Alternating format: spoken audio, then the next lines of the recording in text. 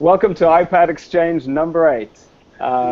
Today we're going to talk about innovation in schools, what it looks like, how can we foster a culture of innovation, and how can we help people bring innovation into their teaching.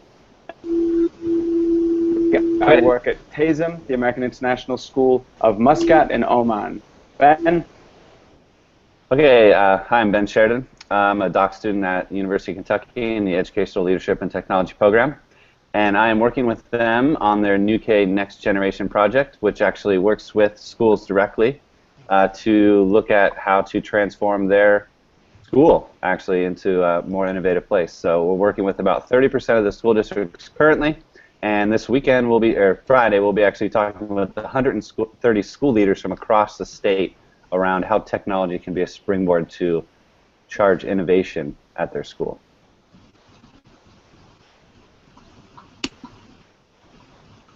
Dave, Brian. I'm Brian Inskeep, and I'm the technology director at the Walworth Babur American International School in Israel. We are always looking at ways to promote innovation in our school. So I'm excited to see what kind of ideas come out of the group today. David.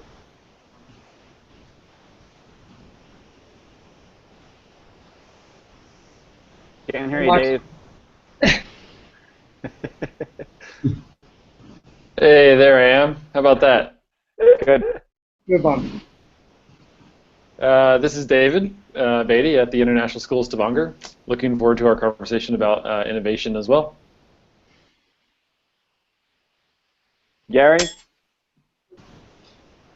I'm Gary Coyle, the Director of Technology at the American Embassy School in New Delhi, and likewise we're opening a conversation around enhancing innovation and encouraging innovative practice, and so I'm looking forward to hearing what the group thinks.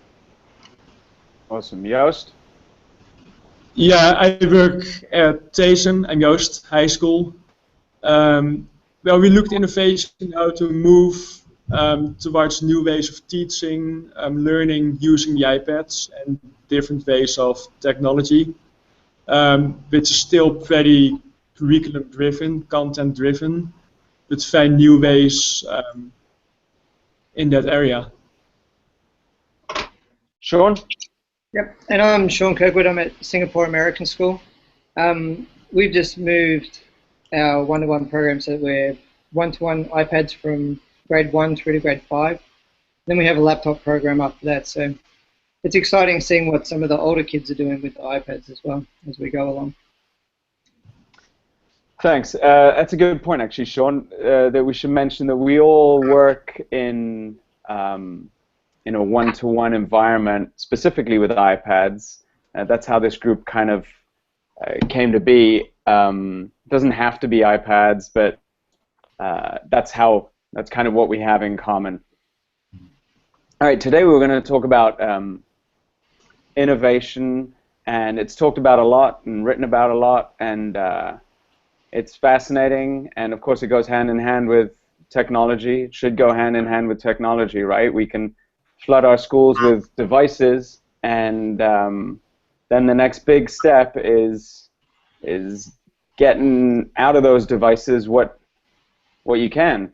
And I think that's where innovation comes into it. So it's a big topic. So we were going to start, or like at least I thought, maybe this is just for me, but the question of what does innovative teaching look like? I mean, I'm sure it looks like lots of different things. And I'm only a couple of years out of the classroom, and I can imagine teachers wanting to know exactly what it looks like and really in a concrete way so that they can begin to aspire to do that themselves. So what do you guys have? What examples do you guys have from your schools, any level, admin, all the way, to, of course, to students, of innovative teaching practices? Well, I think if you talk about innovative, you got to see like what is the opposite of innovative, like what is the traditional. And traditional might be like teacher is in front of the whiteboard or like in front of the class. and stays there most of the time, like kind of delivering the content. So innovative would be like moving away from that. It could be like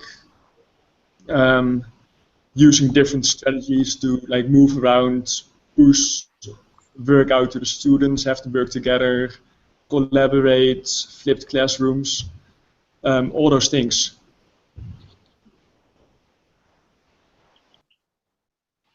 I think innovative practice begins with the whole mindset of how a teacher approaches the craft of teaching.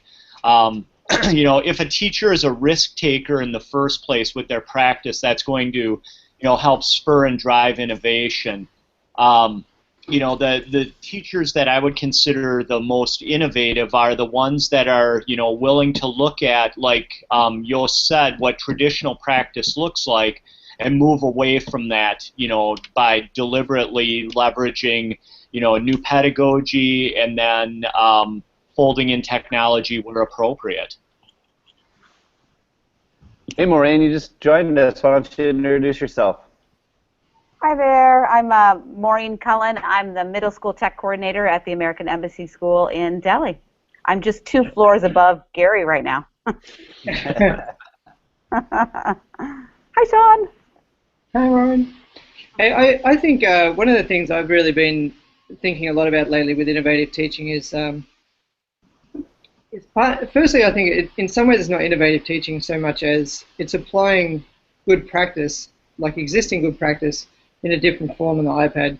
And one of the things I've really been thinking a lot about is the opportunities the iPad gives to give control back to the student to either to manage the level that they work at, or and even more so, like to be able to manage the content that they access, and then sort of start to make decisions about which tools they use and which tools are best for them to be able to achieve their end goal.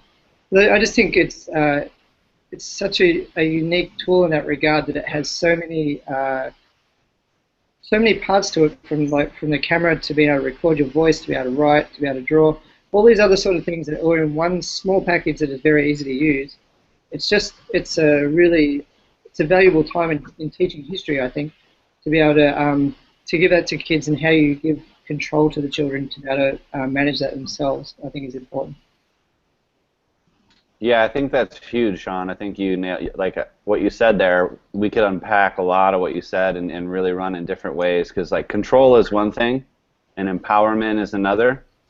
And I think also you're talking about behavior, and so I think a lot of innovative practices are actually behaviors, and so people have to be comfortable moving into this realm of new behaviors. And you know, I've been doing a lot of like thinking about behaviors recently, and you know, we have habits and such, and so it takes, like, I think average habit to either break or make is about 60-something days. So if you can imagine in your classroom trying to you know, create a new behavior with your students, it's going to take time, I think, and you have to be patient, and you have to have a lot of trust, because if you are turning over that sort of you know, you are empowering the students, which I think is one of the most exciting things about technology, is you're actually empowering the student to really take what they do so much, so beyond your just individual classroom, and beyond, you know, the level that they can get to in that room.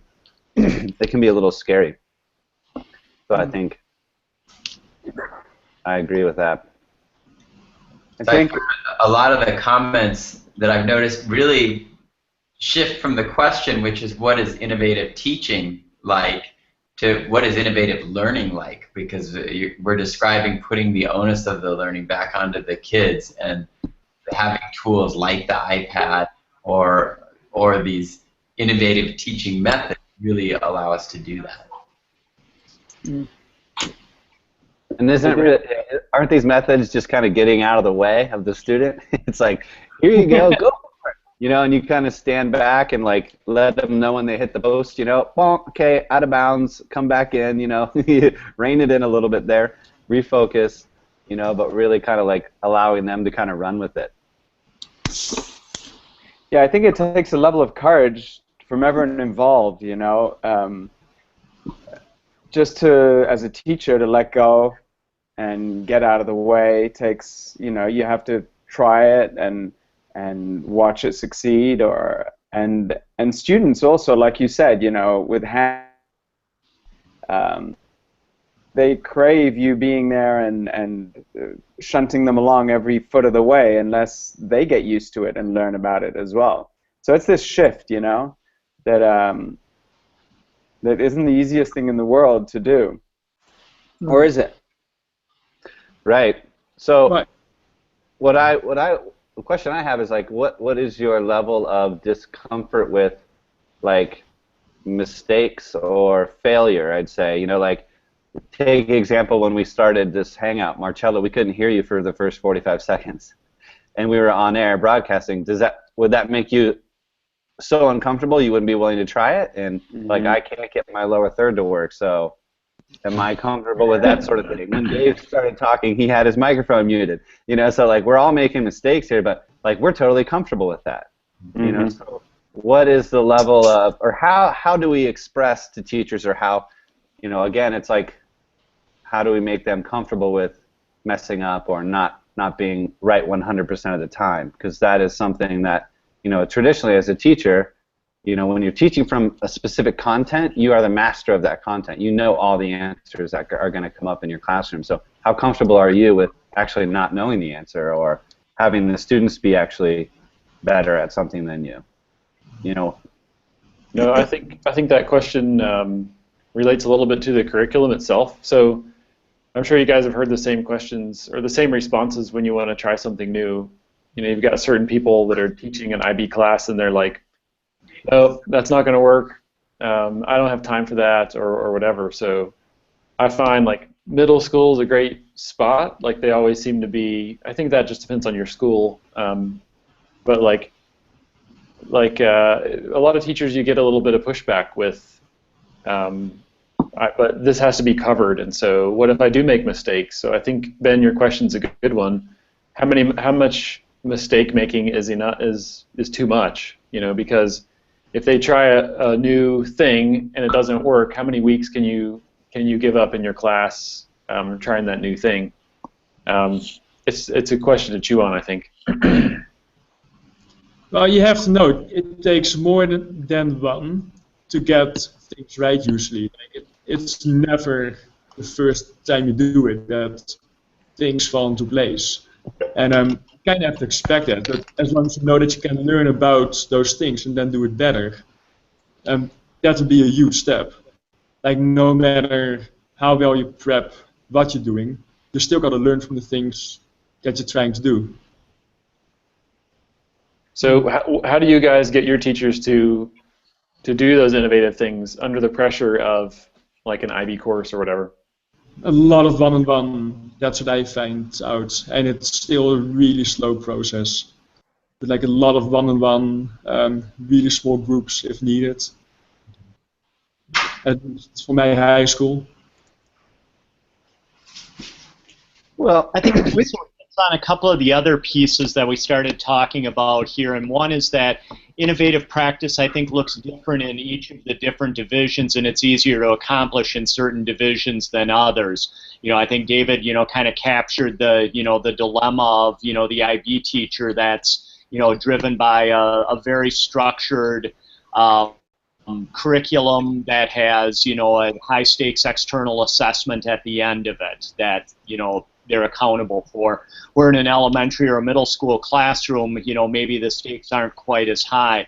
And it also, fits into this whole idea of, the risk tolerance piece that teachers have. What's in place that's preventing them from taking risks institutionally?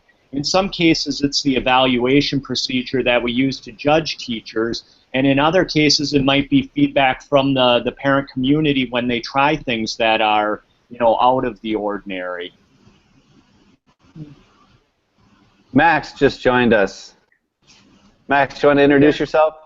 Yep. Max Wright, Elementary TIS at ISKL, Malaysia. Hi, everybody. How you doing? Hey, Max.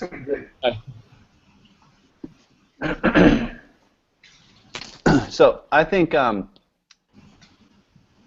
of piggybacking on what you talked about, Gary, about kind of assessment and evaluation, kind of go hand in hand, and and I know this doesn't really kind of relate to a lot of the environment you guys work in, but I'll try and bring it back to something that does.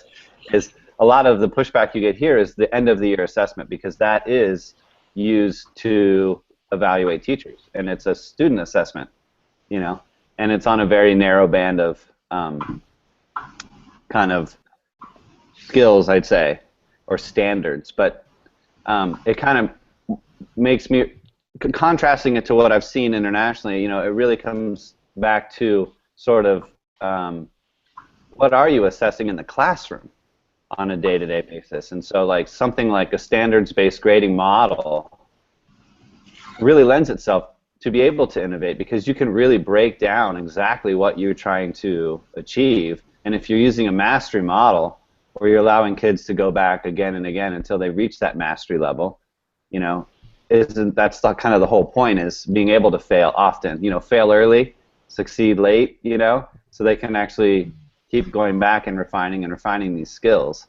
So I think innovation actually lends itself to mastery, because you're allowing yourself to iterate and kind of keep coming back to something until you actually have mastered it.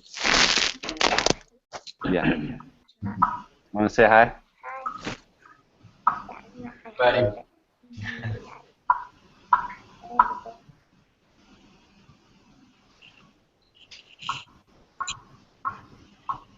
Sorry, I had someone come in. Yeah. Were you going to say something? Yeah, I was just going to say, going back to the original question about innovative teaching and assessment, a lot of what Ben was talking about is looking at the way that we assess innovation is so different than how we've traditionally assessed learning standards. And I just love the whole idea of looking at giving students the opportunity to continue to do a project until they're satisfied with it, and all the challenges, I guess, that come along with an assessment practice that, in some ways, is never ending. You're always letting the learner go back to what they were doing. It's a challenge because it's a paradigm shift for teachers. I agree with Brian. I think it is a big paradigm shift, because I think I see there's a huge focus on, like, they need to know this by Tuesday. Like, there's a date, and I'm going to do the test on that date, and then once that test is done, we're done. Like, even if a child goes back and learns all the material, half the time that whatever that mark is in the book is what the mark is in the book forever. That's done. And I think it would be great to see that paradigm shift happen, where kids do have that opportunity, and part of that is control too. I think if the kids know explicitly what they need to do, and they have been given like a scaffold which they can use to achieve those goals, then they can start to work towards those themselves, and you can just be the coach and sort of director along the way. I mean, there's obviously there's mechanisms need to be put in, and it's not as simple as just saying, I'm just going to coach my kids to this point. But I get very frustrated with we're going to assess this on Monday, and if you don't know it by Monday, then like it's written down that you're done, in a way. Do you mean like you're kind of written off as not knowing that activity? And I would see that as frustrating. If I was someone who's a slow learner in class, I could see how that could really put you off schooling. That makes me think about schedules, Sean. Like, you see some innovative schools that are trying new things with schedules. So, I mean, that's not a teaching practice as much as it is the entire school, but I think something like a schedule can help students understand that, life isn't divided into these little chunks, and they have, a certain amount of time, to work on a certain type of project. And so I think there's some innovative stuff being done with schedules that seems to match the way students learn, too. I was talking to a middle school teacher yesterday who runs an after-school, basically it's a media project club. So the kids can come and do whatever they want. There's a group of 3 boys there who are they're programming a computer game, they're using Blender and another program to make this 3D world, and it's an interactive game and all the rest of it. There's this really high-level stuff. It's amazing, and they're already they're maybe like 20% down the path of getting it to fruition. But the thing that the teacher was telling me is frustrating for him is that all of that work, it doesn't get recognized in our sort of standard system, if you know what I mean. So, like, even though these kids are doing this amazing stuff, they really don't get any credit for having taught themselves how to do that. Which I don't know how you work that into a standard curriculum. Like, that's a challenge in itself, but it's certainly something worth thinking about, because there are kids doing amazing things every day, and yet we don't necessarily either know or we are unable to recognize it within our current system, for want of a better word. But it's a bit like the 80% system, or like the FedEx days. Like, you have like 20% of your time, like Google used to have, and you do all those things in that time, as long as you're learning for yourself. And it's not all about grades. I mean, grades are important, but it's more to be really self-driven. And if you use that time to really teach those attitudes, like those characteristics, you're still learning. I mean, so you can still justify it. So does anybody here work at like a project-based learning school? It's one of the things I'm learning a lot about is one of the things that some of the schools we're working with are doing is they're turning to a completely project-based learning environment. Is there anybody else at a school that does like all-in project-based learning? My university was, but I wasn't too impressed yet. But Yeah. it was the first year that they did it, so they had to work out a lot of the kinks. Yeah. It's probably a lot better at the moment. Well, we had these couple guys come in from High Tech High, and they're a project-based learning school, and everything revolves around a project. And it really, I thought I kind of knew what project-based learning was, but I guess what I learned is a lot of what I thought project-based learning was project-orientated learning, and it's not the same. And so I actually did spend a couple days with these guys here, and then I did a follow-up hangout with one of the guys named Rhonda Scherer that we captured for people who couldn't come to the day that we had him out. And he's so passionate about it, and he's so dialed in. He's been doing it for 15 years, so he really knows how it works. And so it's really interesting to think how they basically said, like, we can't do what we want to do in a normal, structured, this is when you do math, this is when you do English, this is when you do science. Like, it just doesn't work that way. And so what they do is they have an idea for a project, and then they reverse engineer it so they understand what needs to go into the product and what skills the kids need to do to achieve the goal of finishing the product. So they know what standards they're going to hit along the way. And they also know what's going to not work or where to really kind of focus in or help the kids to be successful. And then they have like there's pieces of this project-based learning environment that have to happen, and one of the things that has to happen is they have to have community involvement. So they have to like get out and engage the community around the project, and then they also have to have an exhibition. And so they have an exhibition, and they're actually judged by like experts, of a panel of experts, of outside people, and their teachers and students on the finished product, and they kind of have to defend it. So it's really cool. So it got me, one of the things I think, we run up against is, especially like Dave was talking about, like in an IB setting, is we're trying to squeeze innovation into an already full space. Like, they're already doing as much as they can, to kind of get the results that they know they need or they want or that is expected of them. So it's tough to kind of move innovation in that real tight space. So if you change the model, I think you free up some space for some innovation to happen. So, and another, sorry, go ahead.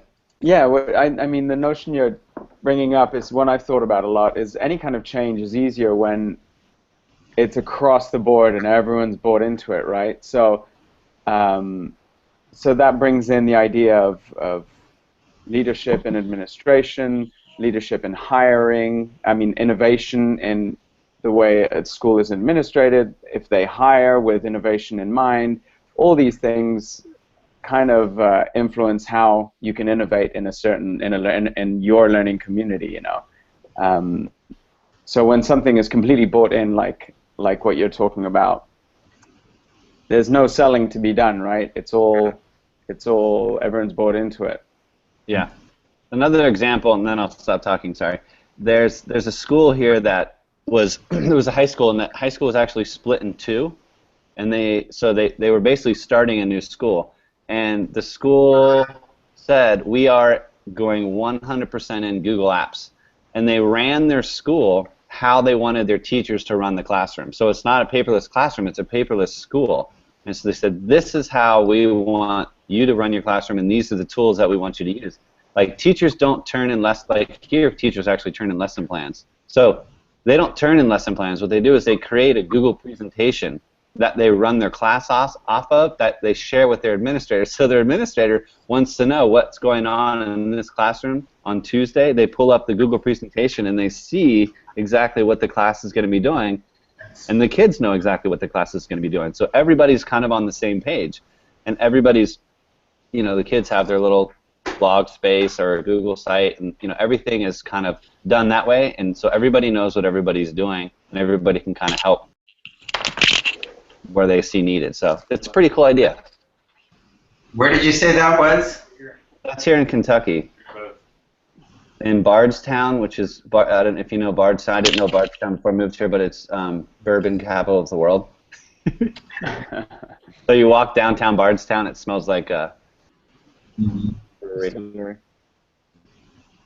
All right, I want to get down a couple bullet points here and talk about how do you promote innovation? Like, what are the steps you go through as a coach, as a technology coach, or as a director of technology, and what does that look like in terms of the professional development that you encourage in your school and bring in, or your teachers do, your coaches do, and kind of on the flip side, what is there in place that you see in your school that is kind of is discouraging or hindering innovation? And so it might go a little bit back to what Joost talked about at the very beginning, but let's talk about the PD right now, and what can we do to promote this sort of teaching?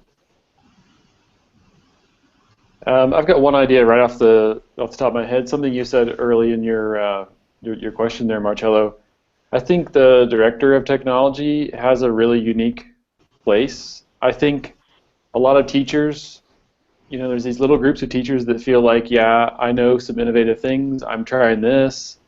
But in most situations, the director of tech has like some influence on the admin team, and that's really, really useful, because I've seen groups of teachers with great ideas, but they, you know, they're talking around the water cooler saying, yeah, but you know, our principal, you know, he will never do that, or she will never, you know, let that happen.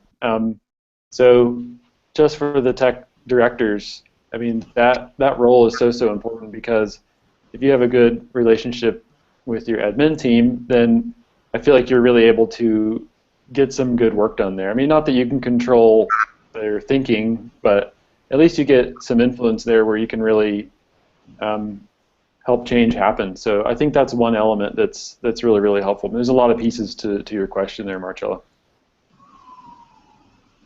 I think what David was saying is pretty key, that that leadership should come from the top down, but leadership embraces, you know, the innovation that you have around you in your tech integration specialists and your, you know, the tech leaders that are sort of out in the field.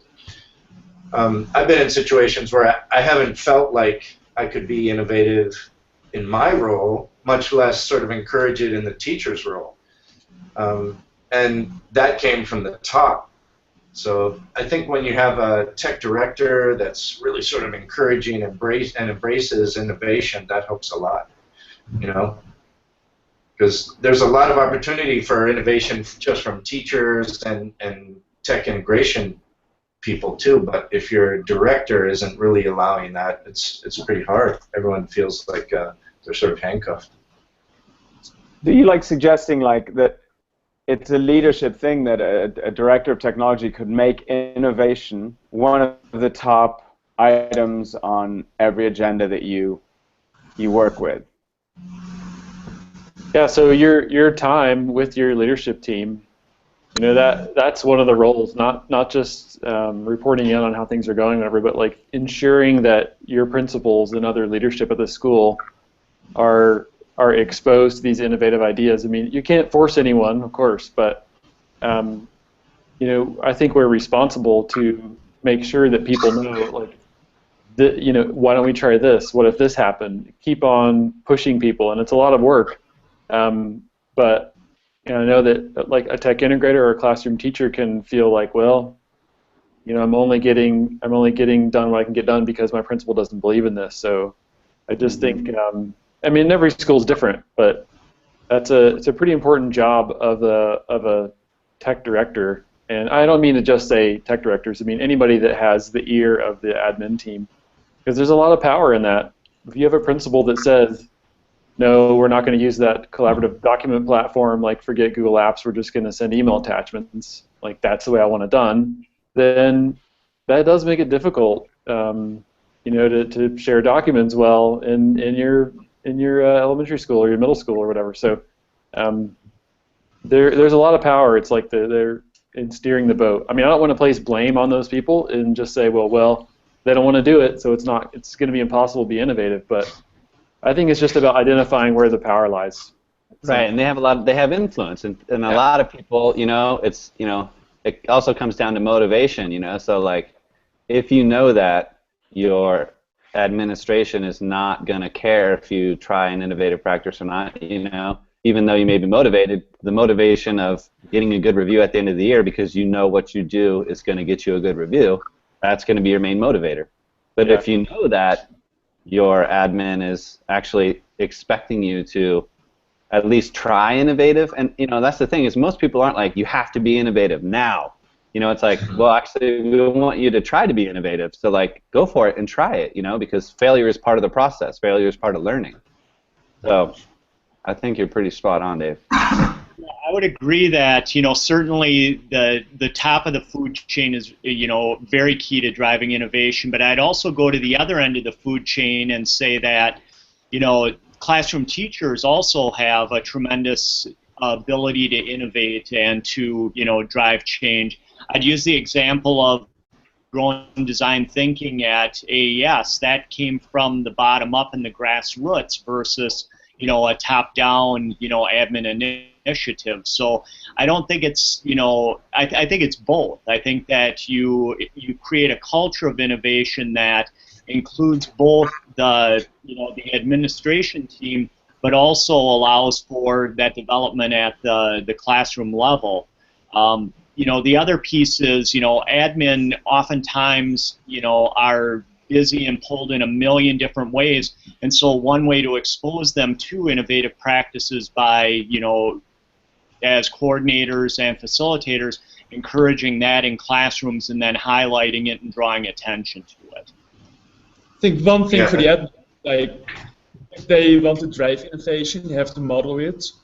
So each time we have a staff meeting, for example, like I try to sit down with my principal, okay, like how can we integrate some technology aspect into this meeting? And I don't want to go up there and have my 5 or 10 minutes and talk about something and then pass it on to the next person. But like, how can we like mix the content of the meeting with a couple of things that are innovative, that have some technology aspects, and like show how those things work out.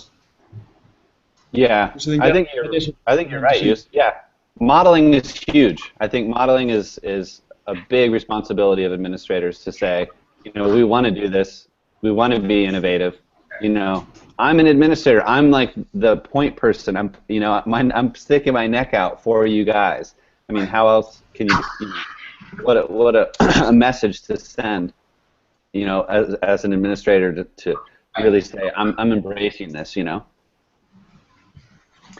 I think Gary's mention of highlighting innovative teachers within your community is pretty powerful as well. I mean, regardless of the admin situation, if you can share their work at your on grade level or any kind of meeting where you have a bit of a forum to share a piece of innovative practice that is really concrete and for other teachers to see what's going on and have a colleague the benefits and what the learning was like is very powerful. It's more powerful than a coach begging. Yeah. Well, I I think. agree. Sorry. Go, Max. Sorry. I agree. I think when you have teachers demonstrating something innovative, that has more of an impact in a staff meeting than the tech integrator or even the administrator standing up and saying, you know, here's this great piece of tech that we just invested in. You know, having a teacher say, oh, this is a really cool thing I've started using in the classroom. Here's how I use it. It's an easy workflow. It didn't affect my implementation of the curriculum. Then, yeah, has a pretty good impact. Sorry, go ahead, Ben. Yeah, sorry. No, you know me. I like to just talk, so just cut me off. One of the things, though, I think, like Gary was saying about like grassroots level, is if you take a look at Coattail, you know, Coattail is pretty much teachers, you know, and so if you look at some of the work they're doing in schools, it's super impressive, you know, and I love watching the Coattail feed in my Twitter stream, you know, because there's always just incredible stuff going on there. So it's like you look at the person who is the master of the craft, you know, a teacher in their classroom. They know their students, they know their craft really well. You know, I keep coming back to like the TPAC model, right? You know, they're like that. They've got it dialed in, and so they're able to explore that in new ways, you know, and so they get excited, students better than everybody else, they can get their students excited. So I think the best examples you get are from the teachers because they know best what's going to work in their classroom. I can build on to that. We have we have a bit of a tradition of having an happy hour at school, and we have just like 5-minute sessions where we get. Well, the last one we did one just 2 weeks ago. We had 14 teachers demonstrate how they're using any app. We just basically wrote out and said, hey, we need volunteers for people to demonstrate an app they're using in class in some particular way. And it's just 5 minutes, so it's kind of non-threatening in terms of you know, having to present. They only present to about 5 people at once. So basically what happens is 5 people come to the table, they listen to someone. It's like at the ISKL iPad Summit. So you sit there, you talk to 5 people about your app, then they move on, and you talk to another 5 people about your app. And it's really good because it's kind of that viral kind of dissemination of a message, because then people start saying, you know, oh, did you hear, like, did you see Max's like app? It was really cool, and I think I can use that in math or whatever else. And like someone said before, it's a more powerful message because it's coming from someone who's actually teaching in the classroom rather than, like, say, a coach who's like, you know, on the side thinking this could be a good idea. And yeah, it's really powerful, and it builds that community of people wanting to learn and wanting to take it forward. And I think it's probably the most powerful PD we've done. And then at the end of it, we usually have a happy hour where people just come back. We have it in the library or somewhere, and people just stand around and like they have a drink for a while and like have a chat. And it's I think the community building part of it is as important as the kind of the tech message in a lot of ways. So Sean, what about the? I mean, it sounds clear. Like we're talking about top down and bottom up, kind of both doing their work, right? So An innovation sandwich. An innovation sandwich. That's brilliant, Ben. I love that. You're in the doctoral, in the doctorate. But other than like fun events like a happy hour, I mean, how do you really change the culture? I'm just asking the question for the sake of conversation. Or the grassroots stuff. Do you just light fires with every little teacher and just watch it grow, or is there anything that is magical? A couple of things that happened at our school. We had a change of superintendent at our school, and when he came in, he included into everybody's contract 5 institutional commitments that everyone had to adhere to. And it was things like being a member of a professional learning community, excellent teaching every day. And the fifth one was integrating technology. So in that regard, for the coaches, it's a big stick for people. Do you mean, like, I don't necessarily like say that that's the best way to do things, but at the end of the day, everyone, someone mentioned before, everyone knows that at the end of the year when you do your teacher evaluation, that part of that evaluation is like, how are you integrating technology? So like, there is the happy fluffy side of it, that's the happy hour, but then there's also there's the big stick side of it at our school as well, which I don't know how many people see it as a gigantic big stick necessarily, but it's there as a catcher to to catch those people who are the people who sit in their room and they're like, oh, the iPads can stay in the cart because I don't want to use them. No one's really doing that. And I think the other thing is, like, even just for me as a coach, the big thing I try to do is, like, I find I become a bit of a marketer and I'm just trying to sell the benefits. Like, I kind of say, well, like if you do it this way, look how much better this is. Like, really trying to see that there's a positive to come out of it. It's not just, you're not just doing it for the sake of doing it, but there's a benefit for not only the learner but for the teacher as well. Yeah, I remember when he started, he said it was something like I dare you to innovate or something like that. That was kind of his thing, right? Yep. Wildly was his deal, yeah. Innovate wildly, yes, yeah. We've talked in our middle school about, but we haven't instituted it at all, but it's along the same lines as what Sean's talking about, of everyone having a SMART goal. We all have a SMART goal, but also having just a specific technology SMART goal, which isn't, as comprehensive as your year-long SMART goal or professional growth plan or something, but it's a more tangible little goal that you can work on. And I think that would be a good toehold for if everyone were committed to one small piece of innovation, let's say, if you could get it in that way. But I also want to echo what Sean said about the community aspect of that. If you rally a community, or if a community forms around something like that, it is an innovative community, and I think that's pretty powerful as well. With the sort of aspect of people feeding off each other and getting excited about what they see their colleagues doing. I think both of those are great little illustrations of how you can do that. And one other thing that I think might be worthwhile is we have the technology department has a blog here.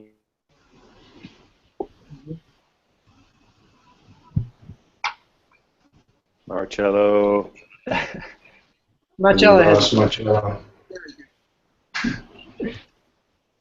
You could, if we could use that blog to innovative practice that we've been a part of in people's classrooms, that would be another way for teachers to see other teachers innovating and being successful.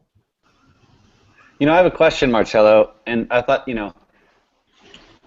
and actually it's for everybody, but a lot of times you hear, like, okay, we want to be innovative, but all the PD is set aside for something other than innovative teaching. It's all set aside to this. So,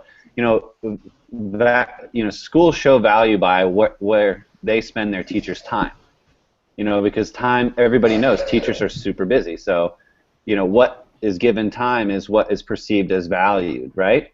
So if schools are saying, we want you to be innovative, but they're not giving any PD days to show them how to be innovative, if it's completely left up to them, it's kind of tricky because, a lot of teachers are, we're a Readers and Writers Workshop school, so that's a program. So they're taught on how to implement that program. But when you say, like, be innovative with technology, like, that's not a program, and so a lot of teachers have a really tough time, like they don't even know where to begin. So Mm-hmm. what would be really cool is if, hey, we're actually going to develop devote one of our Readers and Writers Workshop days to show you how to fold tech into your Readers and Writers Workshop. You know, so we're giving value to, we're supporting a program that we have at our school, but we're also giving value to the fact that we understand that you need examples of how to be innovative. And the other tricky thing is that, you know, computers are personalized. I mean, you walk down and you sit at anybody's computer, it's going to be different than the next person. Everybody puts their own screen, you know, thing. Everybody's got their own programs and stuff like that.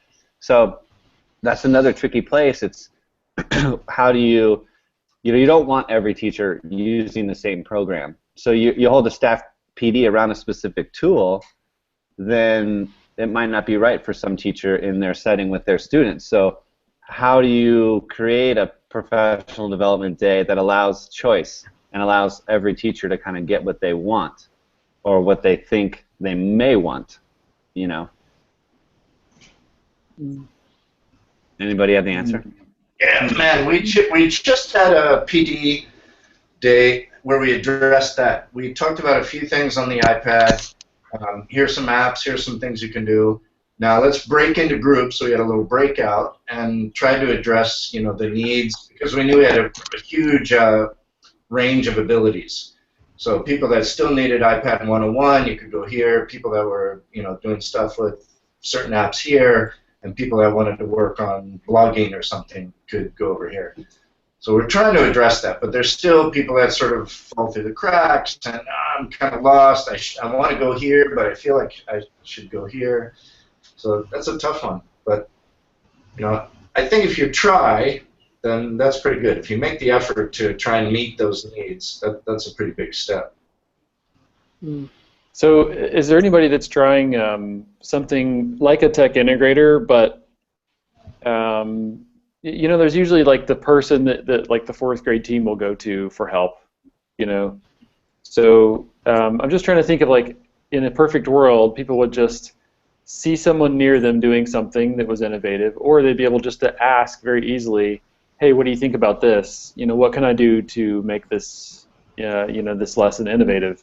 And I mean, there's just not enough tech integrators to go around. You need, like, you need some key people. Like at ISS, we call them a tech champion, and so they're not a tech integrator. They teach full time, but they're kind of like known as, they've got, you know, technology street cred. So people will walk down there and ask them a question, and so it's an attempt to try to get that going. We have a technology leadership committee team. TLT. Leadership team, and it is a grade level rep, so someone from every grade level, and we meet once a month, and that's how it would work here, I think. Yeah. The problem with that is, you know, it's one from each grade level, so some grade levels it's dead easy and you have exactly what you're talking about, and other grade levels are, you know, rochambeauing on who has to be on the TLT, because there's lots of other committees and no one's particularly techie on that level. So we have 3 per grade level. But it is a structure in place there. Maybe it doesn't have to be grade level specific, you know. Oh, excellent. This is our colleague Carrie. Let me introduce her. This is Carrie Johnson, middle school science teacher. Just joined us. Go ahead, Sean. What I was going to say was, like, it's one of the things I think is powerful about the iPad is that, you know, you just mentioned about teams where people say, you know, there's no one really techie on that team.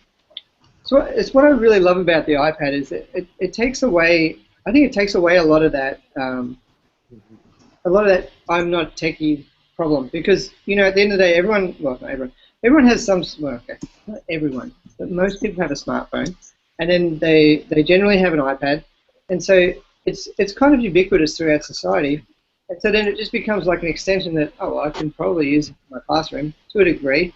There's obviously people who still avoid it to a point, but I think it's much different to the old days of, like, the computer lab and logging in and setting up programs and all that sort of stuff. It's just, point and click stuff, and then you're away. You don't have to save files. You have to log in.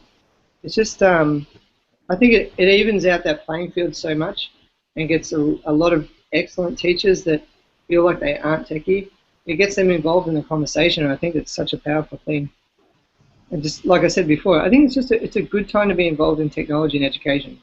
Well, and I think, like, you bring up a good point with the smartphone. It's not like we have a choice, like, to engage. Like, I feel like as educators, it is our responsibility to help the kids navigate this landscape, because it's not like technology is changing education, right? It's like technology is changing the world and education is just part of it. I think James Dial said that, right? And I heard this interview, and I was like, such a great way of looking at it. And it's like, people who say, oh, I'm not techie, it's like, well, okay, and then if you ever watch Patrick Green's Relevant Teacher Talk, he nails it. It's like, this is not like tomorrow. This isn't like cutting edge. This is actually like the world around us. This is what the world looks like right now. And so what are you doing in your classroom to reflect what's going on outside the world? Like, if we're telling kids, no, you can't use your device when you come in your class, but you can use it everywhere else in your life. So how is what they're doing in the classroom relevant at all? You know what I mean? So I think, we kind of just have to, like, take a look around and, what can we do to better reflect reality for these kids? Well, I think there's something to what you're both saying, because it's true. There's people who say, I'm not techie, and are completely proficient on their own iPad. Doing their schoolwork, getting documents, pulling them up, working on them in Notability, saving them back into Drive, and sharing them with a colleague so that the colleague can add something to it. And they're using all sorts of workflows and functionalities that, yet it is sometimes it's a mindset that I'm not techie kind of thing. I wonder if that's maybe the things that might hinder innovation, and how do we get beyond that? Let's hear from some of the new people. We got Patrick. Yes, guys. Thank you. Sorry, I was actually been listening to the whole thing. I just couldn't figure out a way to log in until Max helped me out. I'm the ES Tech. I'm the ES Tech coordinator here at ISKL, and I work with Max. And I was just listening to Sean's comment about how I think it's a great time to be in tech. The iPad is so easy, even for the layman teacher. I think it's just I totally agree with that.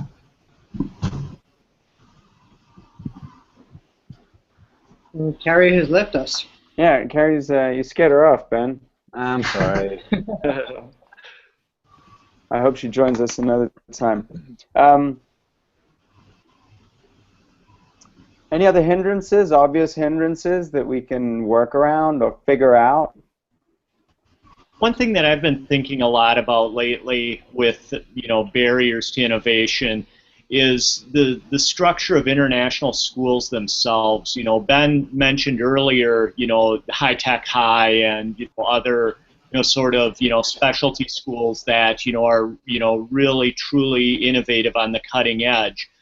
But it seems like sometimes when international schools try to innovate, there's a lot of pushback from a variety of different places. Whether it's the parent community or even other schools that we're transient in nature, and so we have a responsibility to make sure that what we're doing will translate and work for kids as they move from school to school. And I know at a certain level that is a bit of a cop-out, but I also, wonder that, if that feeling is so ingrained that, it makes it difficult to gain any traction. And the other thing that I wonder is if there's, a certain size that a school kind of needs to be in order to, be able to, really do some of those things, like a school within a school, sort of a piece, where SAS has the the size to be able to, try some of those. I think it'd be, more difficult in a school, under 1,000. And what do you think about the nature of the teachers being transient as well? Do you think that affects a school-wide movement? Absolutely. It's especially I've seen it in first grade team here where we went from a group that was fairly traditional. A couple new people came in, became super innovative, but I wonder what happens when one or two of those people move on to their next post. How do we sustain that in such a transient culture? Mm-hmm. Yeah, it can be good or bad.